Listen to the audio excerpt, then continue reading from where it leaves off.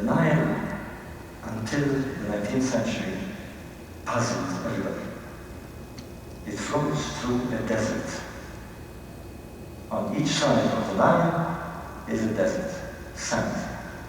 Without the Nile, Egypt is dry as a bone. Nothing can live there. The Nile flows from somewhere in the south. We know now that it is from the highlands of Ethiopia and from Central Africa and Uganda, where there are rains and monsoons, they fill up and they feed the Nile.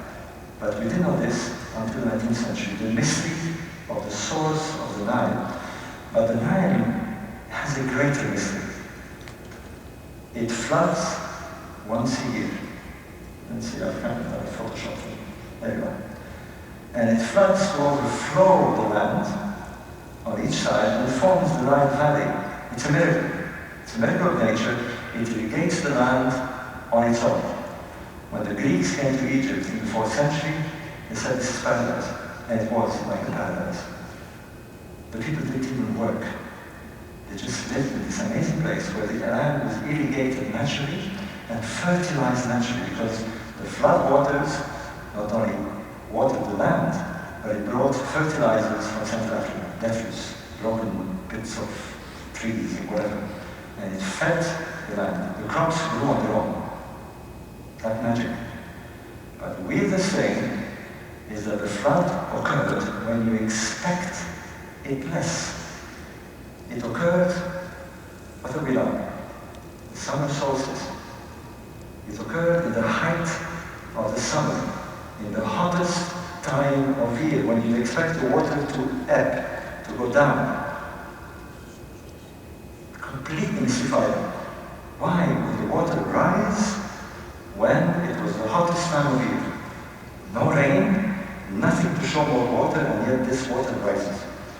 It puzzled them and puzzled them and puzzled them, and they began to look at an explanation. The first thing they noticed, which is true, is that it was the summer solstice. Tomorrow morning, by the way, is the summer solstice, 21st of June. Summer solstice, the longest day of the year and the hottest, theoretically, day of the year. The sun is at its highest altitude at noon.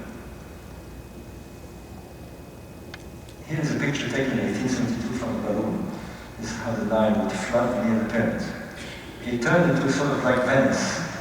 It's a huge, huge lake. The whole country became a kind of magical setting. They traveled by boats. I still remember this when I was a kid. It doesn't flood anymore now, but it still floods, but the flood waters will not come because of the high dam that they built in Aswan, further south. The high dam holds 11 floods.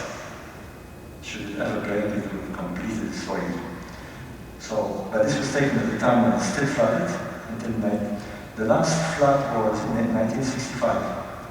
I was in my teens.